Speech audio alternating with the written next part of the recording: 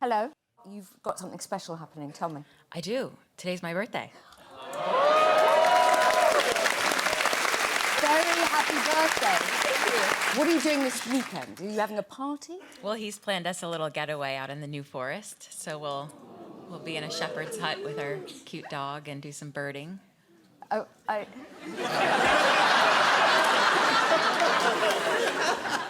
You do your birding. I swear to God, I hope that's code. Happy birthday. Happy birthday.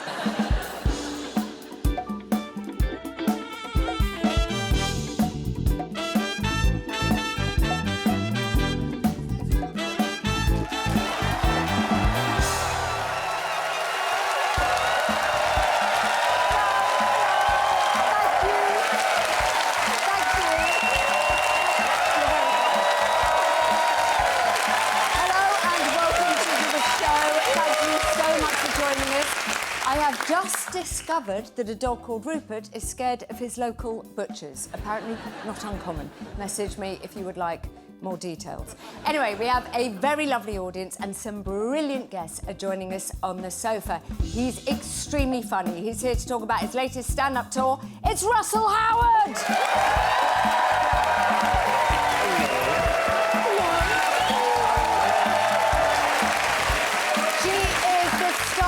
Smash It, The Morning Show and Loki. She has a brand new film, Fuse. It's Gugu Mbatha-Raw!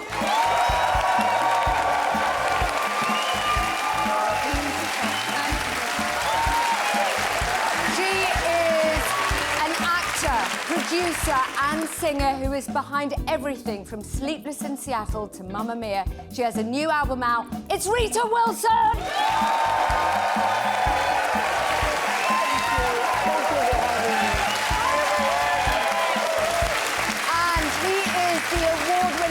Best known for X-Men, Filth and Atonement. He's just directed his very first film. It's the brilliant James McAvoy!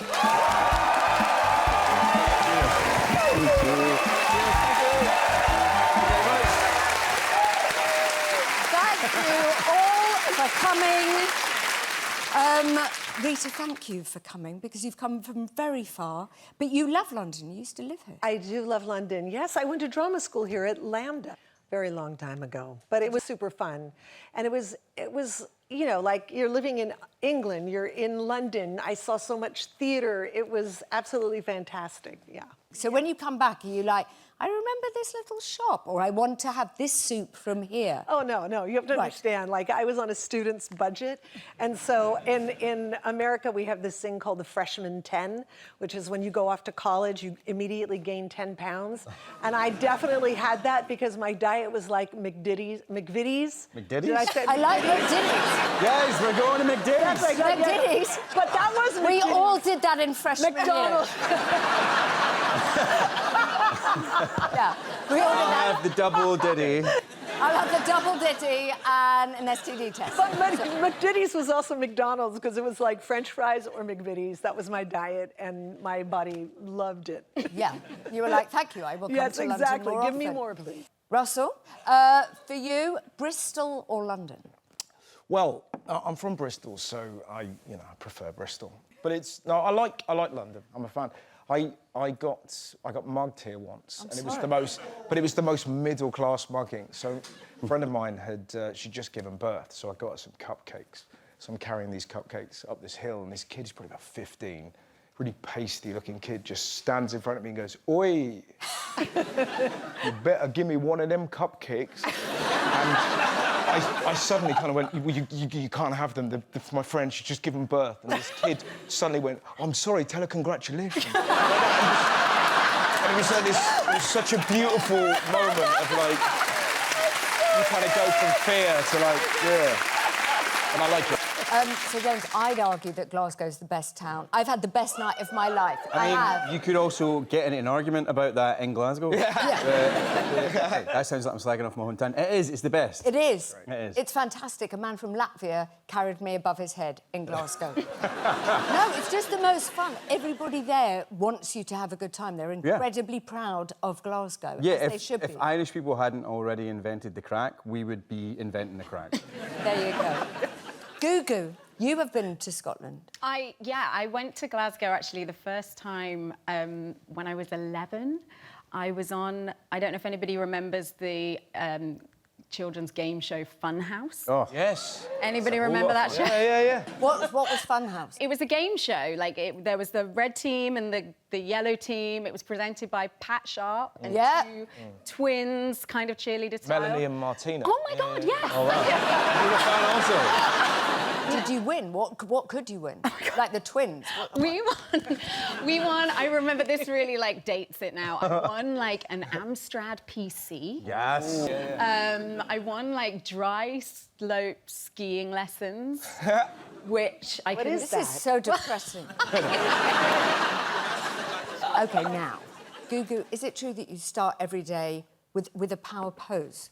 Oh. I mean, not every day, but I do love a power pose. What does that mean? Tell me everything. Oh my gosh, I watched this TED talk a few years ago about the idea of, you know, how to change your mood by changing your posture or changing your body. And, you know, that if you can if you slump your shoulders and, you know, you can... love slumping. Well, you can also just feel a bit more down or a bit more kind of depressed. Good, do it. But if you like really so want... cool, though, Right, slumping. it's cool. But if you want like a quick way to kind of just trick your, you know, your body into feeling and your mind into feeling more uplifted, you can do a power pose. I prefer the sort of, it's a bit hard to do in this dress, but like the arms out, kind of like, you know, Show open me. to the universe. Can everyone do it? Everyone can do it. If you're able, join us. Yeah, in your power technically you pose. should stand up. Okay. And just kind of like Great. arms up in a V. Yes. Chest to the sky, and just like, just breathe for a second. Feel like I'm in a cult. I feel like Don't you feel like a little bit more confident, a little bit more like joyful? I do. OK, it worked. Okay. It worked. Feel uplifted. That was like Oprah. I love that. Very good. Yeah. So, thank you very much for the power pose. James McAvoy, you've just directed your first film. Did, yes. Thank you very much. Why this film? Why that? Oh man, there's many, many reasons why this film. I knew I wanted to make films about people from lower income backgrounds, council estates, or schemes as we call them in Scotland, which is why I call it California scheming. And there was just nothing coming in that was getting me excited that was going to be funny and entertaining, as well as about the realities of coming from that kind of community. And then California Scheming came along, and it just did everything that I needed to do. It had so much heart, it had so much comedy, it had so much pathos. But then it was also kind of about one of the reasons that I think we maybe don't have more Scottish films more regularly. And that, to me, was just like a perfect package. Unbelievably, it is a true story. Tell everybody what it's about. Two young guys from Dundee, extremely talented rappers, ninja rappers, and they answered a big casting call for a big record label down in London back in the early noughties, like 2002, 2003. And they got about halfway through one of their excellent tracks, and they got stopped and laughed at. And they were labelled as the rapping proclaimers. And so they took, so they were devastated, but they took the note and they went, we've got it. Sacrifice our integrity, sacrifice our authenticity, sacrifice everything that is important to the culture of hip-hop, which is the streets that made you, and they came back as Americans. And they basically became method actors. It's unbelievable. Oh, my God. They came back as method actors, and they re-recorded all their tracks. They didn't change the tracks. It was the same music, just with an American accent, and they got a record deal for tens of thousands of pounds.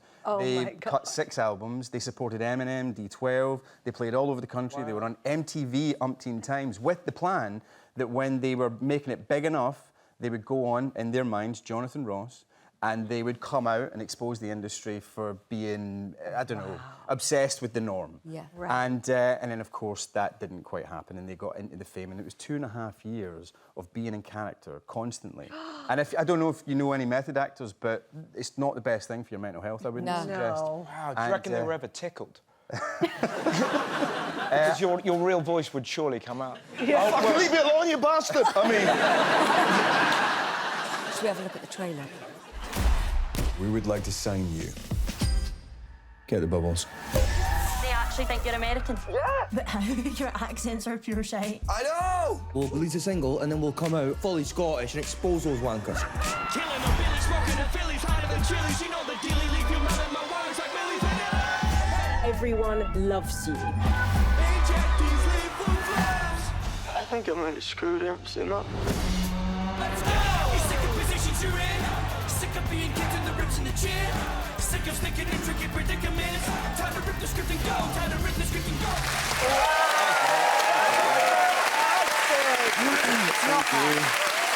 Thank you, guys. Cheers.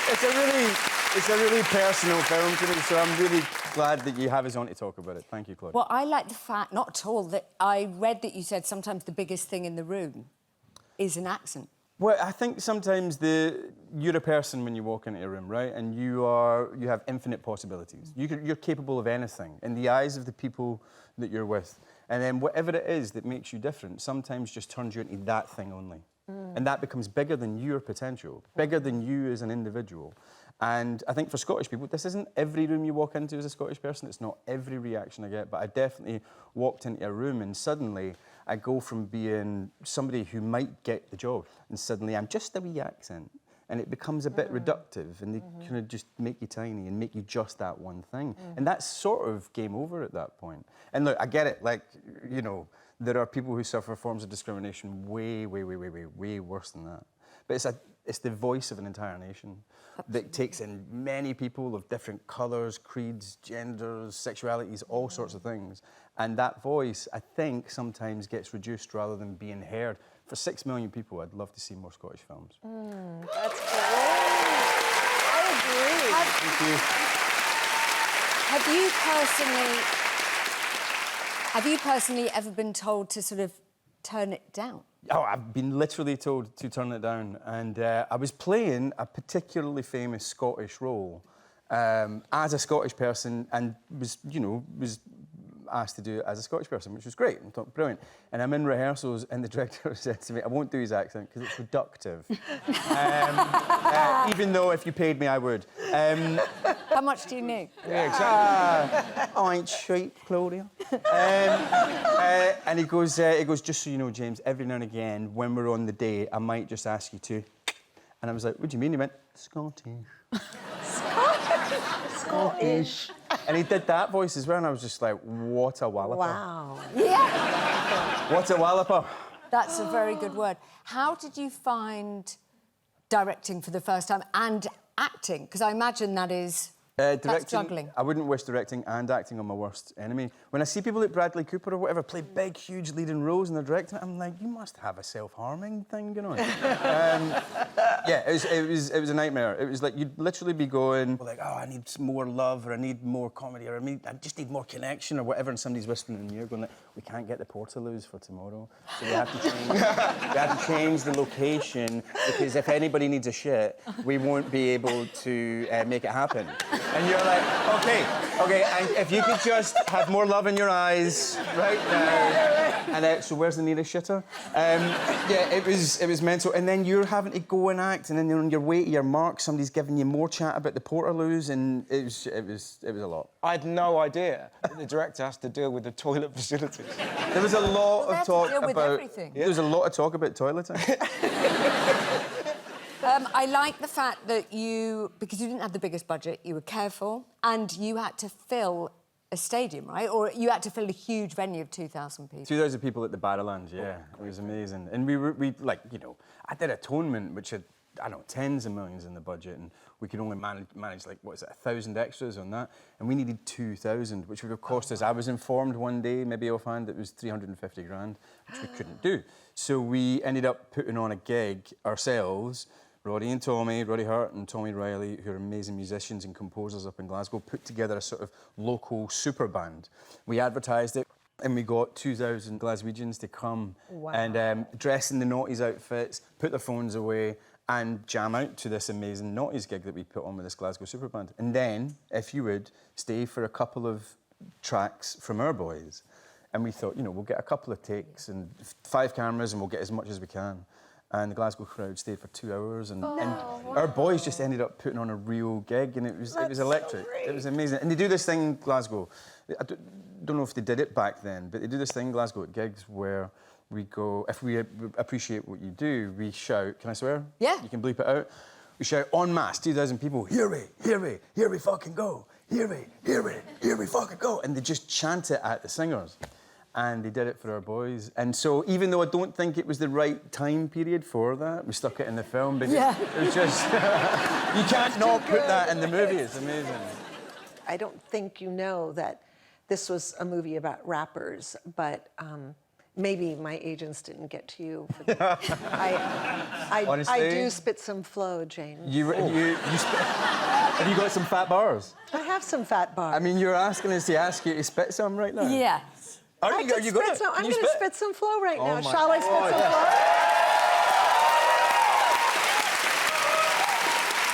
I might need audience participation. What do you need us to do? I just want to put into brackets, we haven't been drinking. I know. I need a beat. You drew a picture of my morning, but you couldn't make my day. I'm walking in your line, but you never look my way. I'm looking down you, darling, in every single way. Your funny flow is born and your green card's on the way. This ain't got shit to do with shampoo, so watch your head and shoulder. You're the older, bold enough to fold you. Yo, I told you, afraid of what I made and played it for some funky tricks. So say your flips and bricks. Put that music in the funky bix. Drink up from the grill town, ill town. So that's how it feels now. The deals that were real, so we're still round. The lamp with your freestyle phantom ain't trying to be handsome. Think of what you're thinking, cause I'm vamping. I live and die for hip-hop. This is hip-hop for today. I give props to hip-hop. So hip-hop, hooray!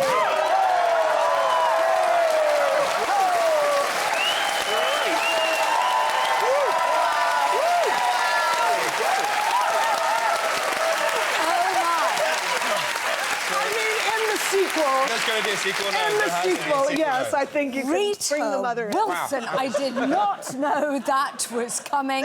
I am delighted with it. James, tell me, when the movie's out? Movie is coming out on April the 10th, nationwide and all across Ireland as well. So, yeah, please get yourselves along. We're really proud of it. We definitely will. Thank you. Rita, we're going to talk about your album, but first, just because Rita produced Mamma Mia. I don't know about you. One of the producers. Tell me, is number 3 coming? How is share of people sewn dungarees? Fill us in. Okay. Well, all right, let me just say this, that... Tell us the truth. There will always be discussions about a third Mamma Mia, because who wouldn't want a third Mamma Mia? That is the truth, right? I mean, it's pure joy. It's a movie that has given people pure joy and happiness. I mean, it's just wonderful. So, yes, there are always discussions, but there's nothing definitively to announce. OK. Thank you so much. Here's the thing. The Greek government loved you for doing it so much, they put your face on a stamp. That is true. Wow. I think we have it. Wow. Yeah.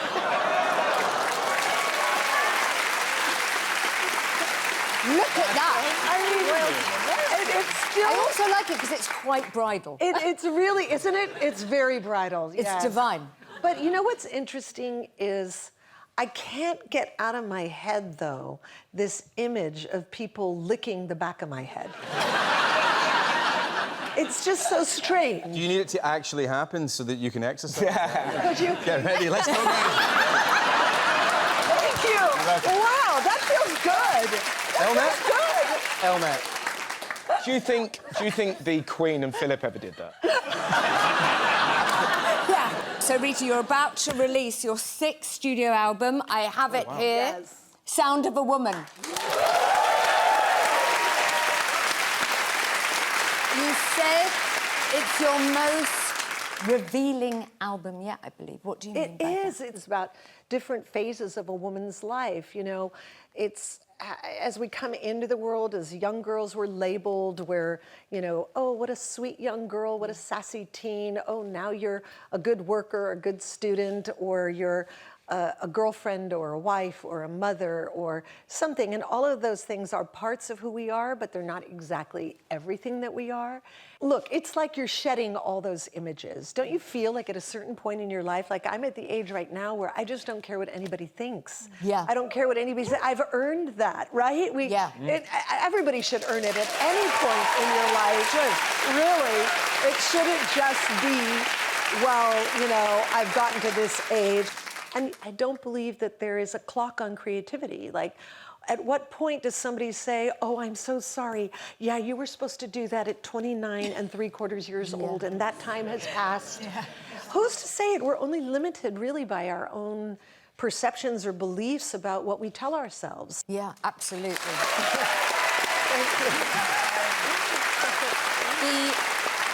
The album is called The Sound of a Woman. Right. What is the sound of a woman? That's my question. Is it hip-hop? I'm going to ask you that question. Is it what? Is it hip-hop? It's definitely hip-hop. The sound of a woman, I think, is just shh. Exactly. I say that quite a lot. My husband has an idea. Exactly. Enough. That's another one. Here, Claude, I've got up. Yeah, go make the bed. Make him do his homework. No more words. One of my favourite noises a woman's ever made. I was in. Wow. Wait a minute. Wow. I saw a lady see Johnny Depp in the street. This is probably about 20 years ago. In the noise, I'll never do it justice, but she saw him. Went, and it was so just, and you could sort of see it happening as he's walking down various women. He was just sort of gliding down the street, just causing various noises. I can do something, but it's filthy. Do it. Just do it right now before. No. Yes.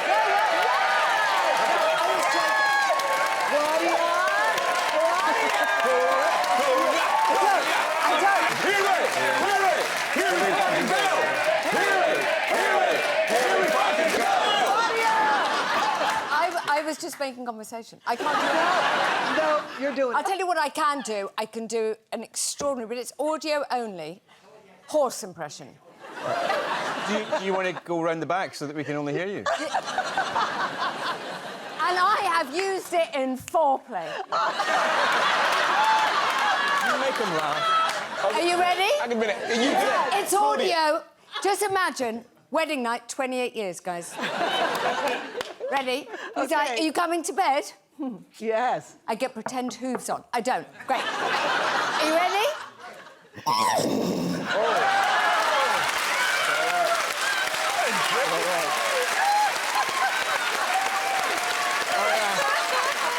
We all would. Yeah. That is the sound of a woman. Just to be clear. What a male. Rita, let us have a look at your video. Oh, good. It's amazing. Oh, yes. This is Jury of One. Out today. I don't know what I don't know, but I know that I'm confused. Pleading for forgiveness, but there really is no use. After everything I've done, there's a jury of just one, and it's me. Sorry. There it is. And it's out today. That song is called Jury of One because it's about feeling guilty. You're always guilty. Like if you're working, you feel guilty that you're not at home and with the kids or with your family. And then if you're with your kids and the family at home, you're thinking creatively like, oh gosh, I feel bad that I'm not working there. And I think that guilt has a twin sister called apology. Yeah. And apology is like, women, we say I'm sorry all the time for all sorts of things. Like somebody could kick me in the knee and I'd be like, I'm so sorry my knee was in the way. Yeah. OK, I'm a fan of both guilt and apologising. Exactly. I am. I quite find I'd never mean it. No. You know what I mean? That's when they're getting it wrong. I'm so sorry. Just filling in some space. I'm joking, unless I did you wrong, which I'm very sorry. No, I am.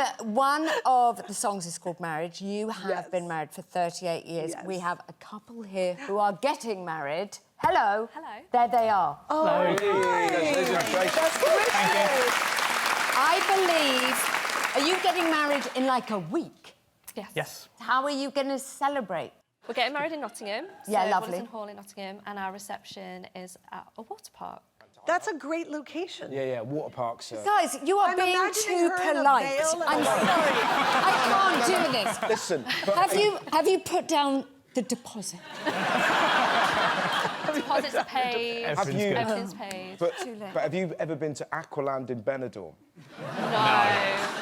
Like, you don't even have to go on the rides to have fun. One of the best things is when you watch a big northern man go down a flume. It's just like, because sometimes the trunks arrive before the man. It's that kind of but they look like haunted babies. You just hear them, it's too fast, Linda, it's too fast, like everything. But if your marriage has as many highs as that water park has given me, then I'm sure you can have a blessed, blessed life, yeah. Are you wearing a bikini and a veil? Like, what's your outfit? No, it's TBC whether I'll actually go down there. Oh, Yeah, really? yeah. Okay. Oh, you got to Let's see go how it down. goes. Yeah, I think Holding hands. You know, Woo, as in, yeah. you know, I wasn't. I meant.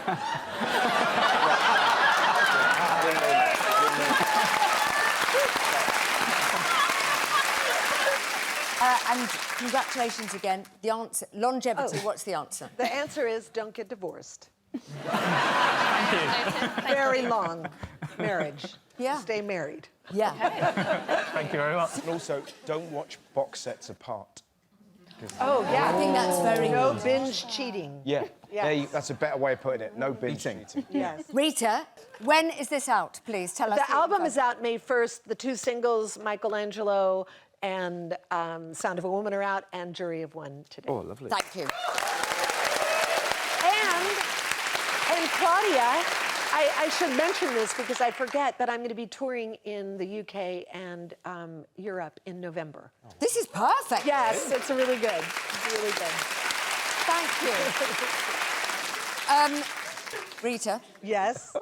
a slight bone to pick with you. All right. You enjoy camping. Yeah. I love camping. But do you mean camping as in, we're coming, pitch up the tent and bring me a pet giraffe? Or are you... I don't know, I've never camped. No. Or you're, like, driving and you're making a stove? Yes. We have one of those vans that is, you know, kitted out with a bed and a kitchen and everything. And there's nothing better than cooking in the outdoors. It is so fantastic. Like, I don't know, there's something about being under the stars. And there's a lovely little... toilet in there, so it's very civilized. It's very civilized. Is it one of those where you have that blue liquid and you have to... No, they're very high-tech now. Oh, are they? Very, very high-tech. It's always, you know what I mean? Yeah, It's that weird... Yeah, exactly. Kind of, Glastonbury's great, and then you're like... Terrible. You're like working away your shame. No, it's beautiful, and it's really, really great. Yeah, but it is that, sometimes you're like...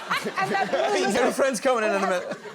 She's making the horse noises. I can't kill the moon! James, you camp.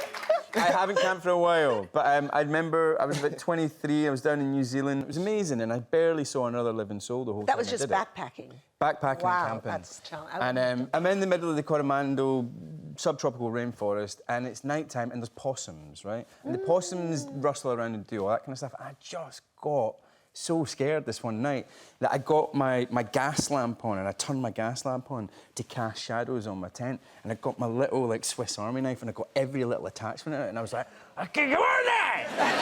You see me? You see me? I'm carrying! Tuned up your ass! So... Yeah. With tweezers. Yeah, I know. There's a torch and a pen! Gugu, do you camp? You know, I didn't really grow up camping, only child problems. But no, I'm a bit of a beginner. I did camp for the first time a couple of years ago on a trip climbing up Mount Kilimanjaro. Oh, wow. Wow. That was kind of in at the From deep end. 0 to 90. I know. And I was, I kind of, you know, obviously it's like 6-7 days and altitude and all of that. And, you know, being a beginner, I was like, what about, you know, being comfortable? And, you know, I was really, I'd maybe glamped, you know, or something. Right. So I brought one little luxury, which was like my little goose pillow. Oh, yeah. And I took that up, but everybody laughed at me. You don't camp. I can see that face. Just because we used to go camping loads because we didn't have any money when we were younger. So the first time you get into a hotel, it's just incredible. Yeah. Like if you've been wiping your ass with a leaf, and then suddenly there's toilet roll and like little pots of jam that you can steal. Yeah. I'm good. Exactly. Don't get this in the woods. Gugu, we have something in common. You have a trampoline. I bought a trampoline. Oh, yeah. Yeah. Who told you to get a trampoline? You know, my friend Sarah, at the beginning of lockdown, took me to this trampoline class in LA, and I was like, this is amazing. Like, it's so kind of ridiculous, but actually really difficult. But kind of fun, too. And really fun. And I think, you know, and so as soon as like COVID hit, I ordered a trampoline because I felt like, you know, you do like 3 or 4 bounces on a trampoline and you feel like 6 years old. I bought a little trampoline, but with a handle, because I'm 54. Yes. Yes. To take Start it with you. the handle. Yeah. You hold the hand. I haven't taken out of You it. also look like you're riding your own horse.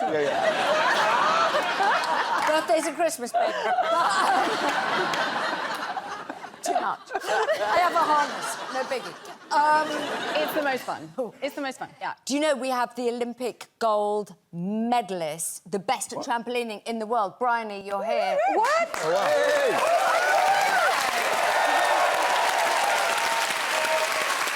Bryony, thank you for being with us. Gugu loves trampolining, and it's been proven to be like the best exercise. Yeah, so trampolining is so much fun, like you've already said. It can make you feel like a superhuman. Yeah. So if you're jumping on the floor, really limited, you can only jump so high, but as soon as you get on that trampoline and you're working really hard, training hard, you can go up to 10 metres in the air. You're flying in the air for like 2 seconds long, and you're super thrilling. You get to flip around and somersault, and it feels like you're riding a roller coaster. I half remember, because I remember nothing in my life, I half remember somebody telling me that bouncing has a particular sort of physiological benefit. Is that right, or did I make that up one time? No, definitely. So I think it was NASA that said if you do 30 minutes on a trampoline... Sorry, 10 minutes on a trampoline is like 30 minutes running. Yeah, but also very good for core. It just makes us all happy. Let's all get a trampoline. Yeah. Yes. After this show, we're going to trampoline park. Yeah, it's really fun, yeah. Now, Gugu, we're going to talk about the film called Fuse. Tell us what it's about.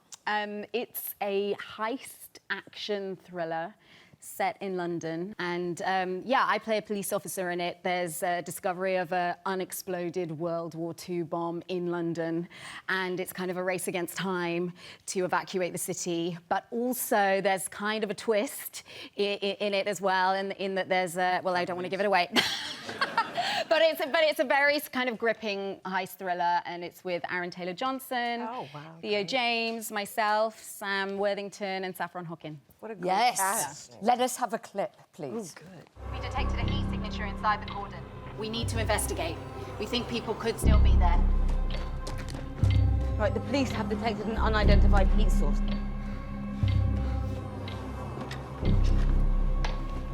Chief Superintendent, what's going on? Sorry, Major, but we've had to send a car in. We'll relay police radio now to keep you in the loop. I'm in the middle of a very dangerous procedure. I haven't even finished the mitigation wall, which means if the bomb detonates, I don't even have to tell you how bad that's going to be. I understand, Major, but we can't risk injury to the public. We'll be as quick as we can.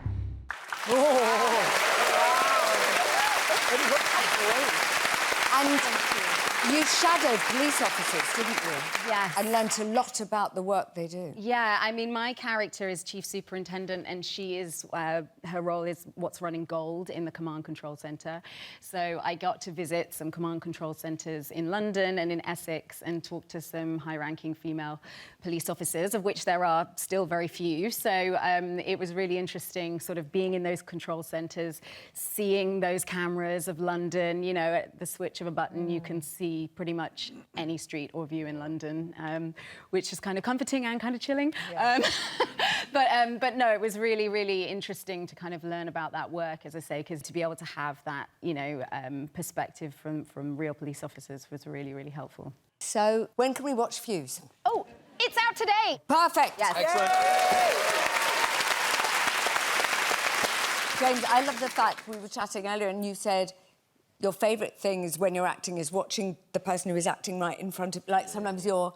And I love when you're so in awe. Yeah. Yes. Oh, man. Sometimes really good acting just makes it all seem seamless and all that kind of stuff. Sometimes you're working with somebody who's just does something so good, you're like, oh, my God. And then you drop your line and you mess up the whole scene and you mess them up. But I quite often find myself with really good actors just, like, mouthing along with them. And they'll be like, what are you doing? And I'm like, I'm sorry, what? I'm just in the scene with you. You're like, you're mouthing my lines. And I'm like, no, I'm just like preparing my line. But yeah, I've messed a couple of actors up by doing that. Yeah, but how amazing to be, because you're nodding. You must have... Oh, no, yeah. I remember I did a movie called It's Complicated with Meryl Streep. And you're looking at this person, you're like, it's Meryl Streep. I can't believe it's Sophie from Sophie's Choice. And then you just have to kind of become a professional and do your thing. But that first few moments is definitely distracting. I was like that with your husband. Oh, like, really? Not that we acted together, but like I would go into... Yeah, no, he wouldn't let me. We should say who your husband is. Just tell the group. You're married to. Just so you know. Yes, tell me. I'm sorry to have to tell you this, but you have all this and been married to Tom Hanks. Yes, I am. And yeah, but he does deserve that. I don't know why I do this thing sometimes when I get around famous people, when they kind of go like, hey, what's up? What are you going to get for lunch? And they're just being totally normal, and I'm like, I feel so uncomfortable. And I go into this weird sort of like, almost put on working class thing. And I'm like, all right, man, I know I'm going to get some chips or something, all right, mate? I'm going to get, like, I drive a Punto. Do you know what I mean? How would you drive a Ferrari? You know, brilliant, I'm going to get some bread with butter. That's it, man. I'm going to get some caviar.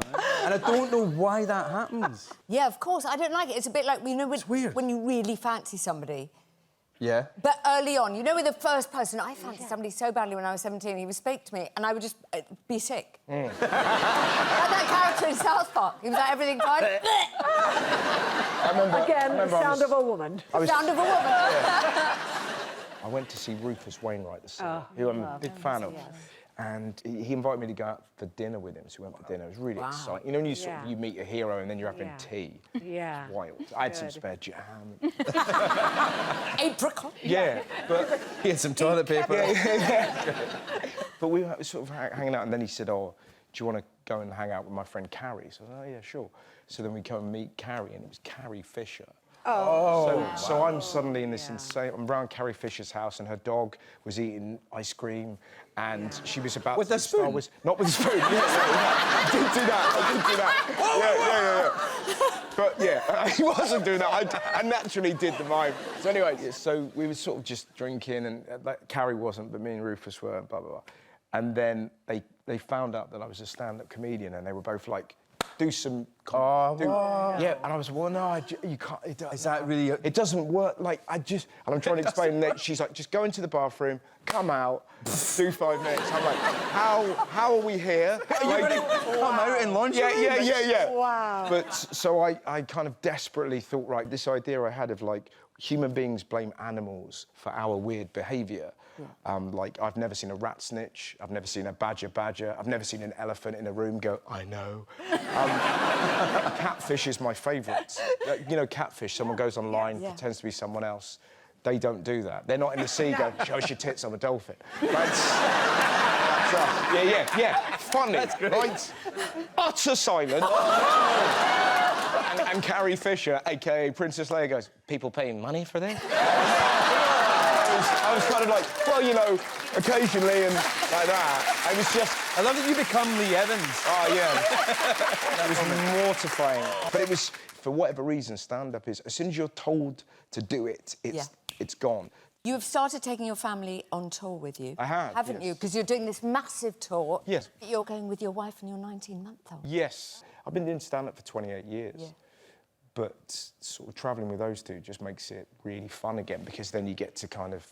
Like, we're going to Manchester this weekend, and there's a transport museum, there's a Legoland, and he's really into diggers. Like, he loves diggers. They love diggers. So but basically, I've got like 6 gigs, and yet the highlight is the Transport Museum, because I know it's going to blow his mind. Completely. I don't know, it's that funny thing of, like, nothing prepares you for how excited your kids get about baffling stuff. Yeah. So we've got like a little stick.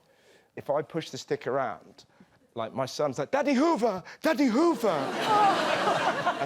and that makes me happy because he's happy. So I know I'm now like this, I'm so eager. But it's got to that stage where I'm like, Daddy Hoover? Daddy... He's like, oh, that was so yesterday. Because you're about, you're about to go on stage and Yes. make thousands of people laugh. Yeah. Anyone who knows a 19-month-old, Yes. try and make them smile. Sometimes it happens, but you have to work hard to make them laugh, right? When they're 6 months, you do a fake sneeze, they giggle. Yes. You're like, come on. And they get to about 2 and you're like, do you find this funny? Yeah, that's not actually what a sheep sounds like. A horse, on the other hand. Yeah. Do you know A horse, hold my beer. The tour is called Don't Tell the Algorithm. Yes. I love that title. Will you change your material as you go? Particularly if you're travelling in Europe and I remember being in Norway, they've got a phrase called ventepølse, which it translates as a waiting sausage. So if you keep a Norwegian waiting, they will eat a hot dog. And I just think it's such a funny excuse for gluttony. Just like, well, if you force me to linger, I eat a pork finger. And it's this, in that moment, but it's that thing. That wouldn't be funny if you were doing it in Halifax, but that night, if you're able I don't know. No, but... It's but funny. That thing, but if you're able to kind of really be in a place and the audience can tell, you're like, oh, my God, this is happening now. He's not faking it. It really does something. It's kind of... And if you can blend it with material and actually be there and improvise, you get into that kind of flow state, and it's the best. I love it so much. I think I'm a lifer. I haven't found anything through which I can do life more than stand-up. Is it true that Billy Connolly made you want to be a stand-up? Yeah, I think so. I just remember watching my dad howl. And he was like... I think Billy Connolly was like, for a certain generation, like this fire in the corner of the country where we'd kind of warm ourselves around and you'd see your dad laugh and your mum was laughing, your uncle, whatever. Yeah. And I was so intrigued by this kind of like... This guy. I was like, imagine trying to be that. And then I got to interview him, which was like talking to God, and then kind of making him laugh. Oh, wild. And he's such a sweet, just, beautiful man. Yeah, I could talk about him for hours. I love him. But I imagine everyone in Scotland feels the same. But absolutely. When you've got a nickname, call him the big one. The big one, the big man. Yeah. Big Yin. Yeah, the big one. That's a good email address. Yes. It is. It promises a lot, though, Rita. Just say, everything's about expectations. Especially if he's at Hotmail. He's busy at Hotmail, it's wild. Russell, how can people see the tour? They can see it. It's all over the country, all over England and Ireland and Scotland until November. Thank you very much. Pleasure. Thank you. Pleasure. All right, we've nearly come to the end of the show. Have we covered everything? Is there anybody here, we are not qualified, who would like some guidance on anything? I really like hands going up. It's so good. Wait, I need to get you a microphone. I was a bit keen, sorry. I was just wondering what advice you have if you're having a conversation with someone and then they start going on their phone while you're talking to them. What do you do? Ooh. I think most people stay married to them for quite a long time. but that sounds like I'm slagging my wife off. I'm not. It's me. Or you just call them. And then suddenly you're there. That kind of works. Thank you so much. That's it for this week. I would like to thank my guests, Russell Howard, Rita Wilson, Gugu Mbatha-Raw, and James McAvoy. Join me next week when my guests will be Michelle de Swart, Olivia Cook, Anna Faris, and Ray Fiennes. Thank you for watching. Good night.